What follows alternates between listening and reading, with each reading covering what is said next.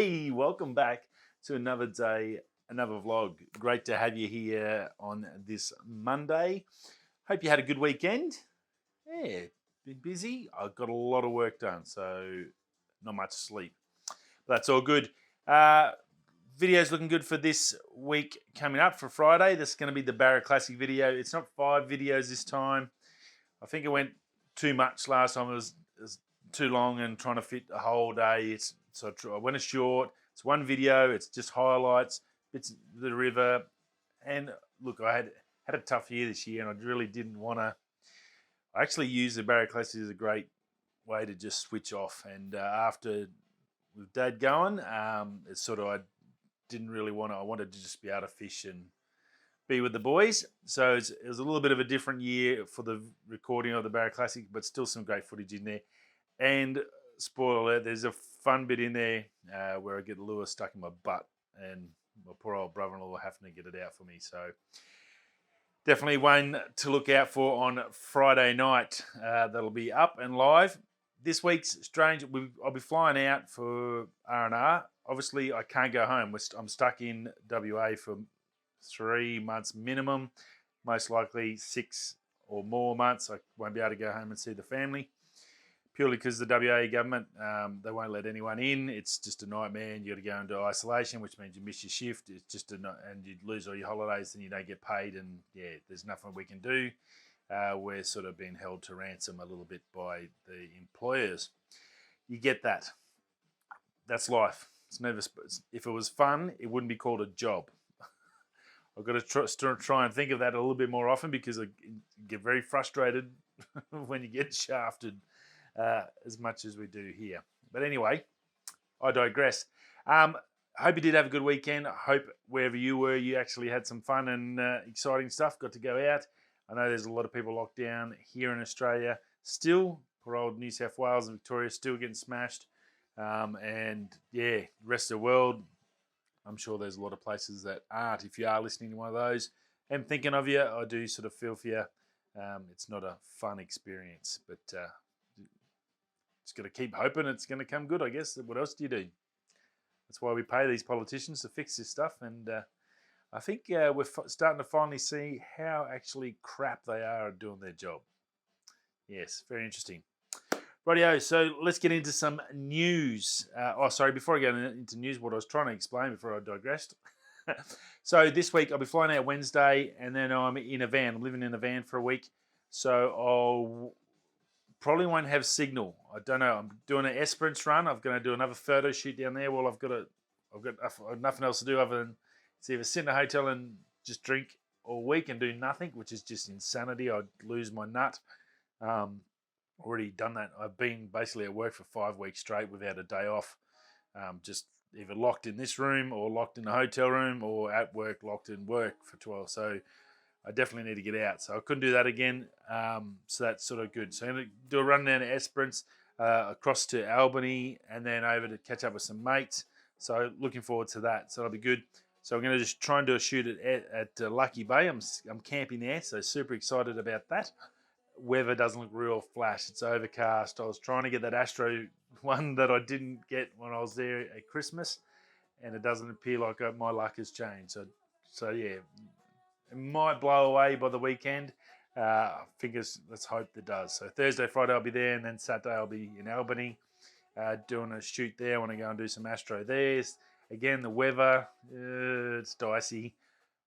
I've got some plan Bs in place, and we'll look at those when we get there. So some good stuff out of it. Got to take the bad side. I'm stuck and I can't see my family, and I figured I could either sit there and just do nothing and just stew on it, or go out and just keep grinding on the channel and trying to get you some good stuff, and hopefully I can. Normally, it's pretty hard not to down there. It is an amazing part of the world, so it should be good. So yeah, maybe, I'm pretty sure from probably Wednesday onwards, I don't think there's going to be a show. So yeah, I'll be back on Monday next week, but again, I'll see how I go. Might be a week off until I get back to work, so my apologies, but yeah, not much I can do about that. Where I'm going, there's not much signal, no internet. It's very tricky. Australia's internet is terrible. You sort of, as soon as you get out of the big cities, it pretty much folds straight off, and you go to 4G on your phone, and trying to upload a couple of gig of data every day is not a fun experience. Okay, let's get in some news. Some good things did happen over the weekend. Well, first of all, probably the biggest one and most exciting is Autel. It looks like a bit of a dodgy leak. It looks like a bit of a Pixel leak, where Pixel leaked their own stuff to their leakers, and this looks very much similar. Autel got caught out. Some new drones were seen at a trade show. Now there should be a Mini, which is going to have way it's looking with the sensors on it, 3-way sensors. So we should be able to get tracking. Should be a bit of a beast of a little Mini. So fingers crossed, it should be 4K 60 at least. That'll be good, because that'll then put it above the Mini 2. Mini 2's 4K 30. So I generally record in 2.7 at 60 because it's a lot smoother with the drone. If you are flying a drone, a hot tip I did find out there is go the higher frame rate. The higher the frame rate, the smoother the flow and the drone's going to be. So getting to 4K 60 will be a big jump up from the Mini 2. So Autel's looks like they're definitely putting the heat there. They've also got an EVO III, so the EVO IIs, which was that 8K and the 6K one, which are really awesome drones, had fantastic reviews across the board. Basically put a lot of pressure on DJI. If their Mavic 3 isn't up to the task, Autel could really be snapping at their heels. So new EVO 3s, and these are all due out soon. These are all leaked to the show over in China. And an EVO Lite, and I think the Lite's going to be one to match up against the Air 2S. So look, Autel, no doubt about it, they are definitely coming at DJI, and they've got the goods. Quality picture and good obstacle avoidance. Sort of the way I see it, the combination, DJI is got the best photo ones and the best video and the best all-round package. Autel's got decent footage, decent photos, and decent obstacle avoidance. Not as at the same level of technology as DJI. And then you got Skydio, which is your third big player. Video and photo pretty average, nothing amazing, but the obstacle avoidance is next level. That beats both of the others. So there's all depending on what you're after is what you really want to, the company you really want to focus on and go with. But I think Autel, this next range, I think they're getting better every time, and I think this one could be really, DJI needs to watch out. So we know that 3's coming from DJI. We don't know if there's a Mini 3 coming this Christmas, normally around November for that one. So hopefully closer to the date, we might see something. If that can shoot up to 4K 60 and get a tracking mode, well then, and it's going to need that obstacle avoidance in there to be able to track. So if you can do that, well then we're going to have an epic fight, which can only mean one thing: prices go down and they fight against each other. That's good for us as consumers, and the quality of what we're going to get is even better. So very, very cool. So good leaks like that are very hard to find, and yeah, bit of fun. But I think there's a fair bit of talk about that Autel may have leaked this himself, because the way he sort of had these drones that were no one's supposed to see just sitting on the table while he's showing someone with a mobile phone or a video camera all the rest of the drones, and he goes, oh, don't look at that. So yeah, it's a little bit suspect. Now, Aputure released a new light. Aputures, which I've got one here. I've got the light globe aperture that I use here, which is fantastic. Really good system, high quality, good gear, so no problems with Aputure.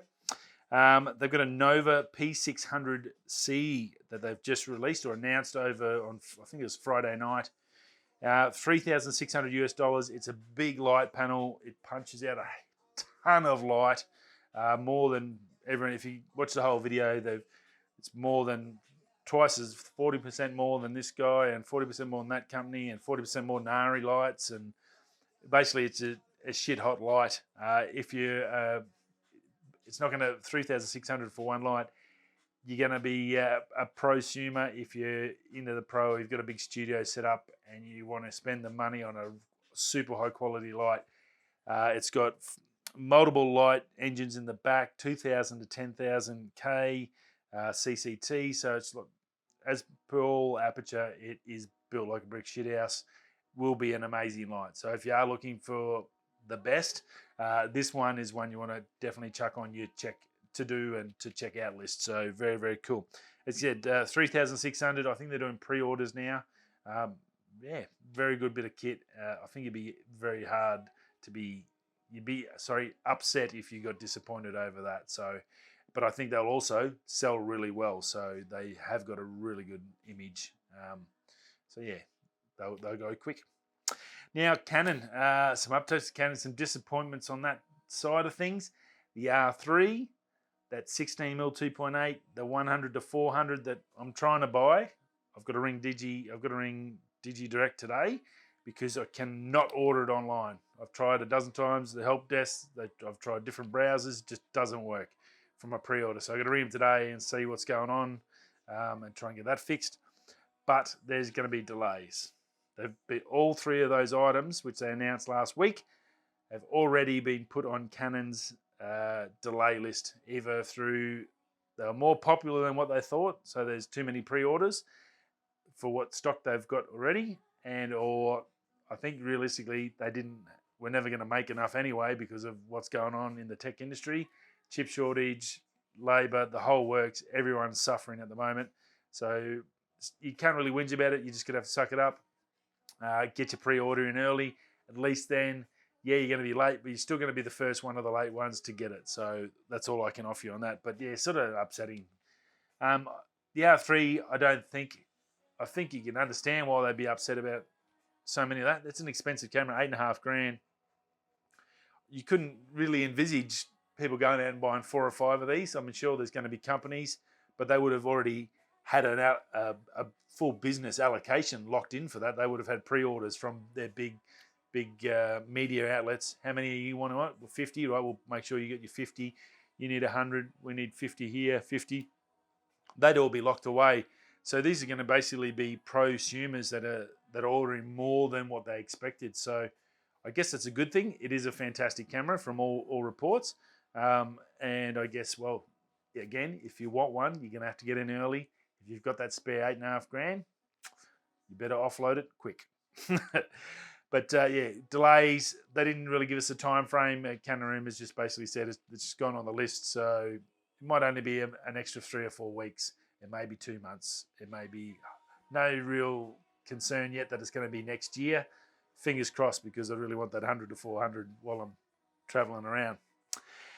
Now, last but not least, Lucid Airdream. So top of the range luxury electric car. They haven't actually made a car as yet, but they're prototypes and testing vehicles, been going certification and getting all that stuff done. With their Lucid Airdream, $169,000 US. So big dollars. It's a $300,000 car just about here in Australia. It would be pretty close. So a lot of moolahs, a lot of fun tickets. You got to invest in that. But fantastic range. They've beaten the range record. EPA certified 520 miles. So that's around 830 kilometers of range of one charge. That is very impressive. Look, everything else around it, it does look like if you have a look at it and you put a VW Arteon, that's the Australian model. I don't know if they call it something else somewhere else, but it looks basically exactly the same as that. If you look at the photo on the thumbnail, you'll notice that. I've seen something like that. It's a VW Arteon. I'm sure it's pretty much spot the dog on that. Beautiful car. Look, you've got 2 models in the top of the range one. You've got a sports and then a range. Range will do the 520, measly 2.7 seconds to 100, 933 horsepower, or you can choose the power option, which is 1100 horsepower, 2.5 seconds to 100, and I think it drops down to like 416 miles. So a big drop off in your range for that. And realistically, you can't go that fast anywhere without getting a speeding ticket. So the range car is really good. Look, the best part about that, 830 Ks of one fuel tank, of one charge, is a fantastic distance. That's a great distance. That's basically only having to stop once from Darwin to Alice Springs, which is a prick of a drive. Only having to stop once from Alice to Adelaide.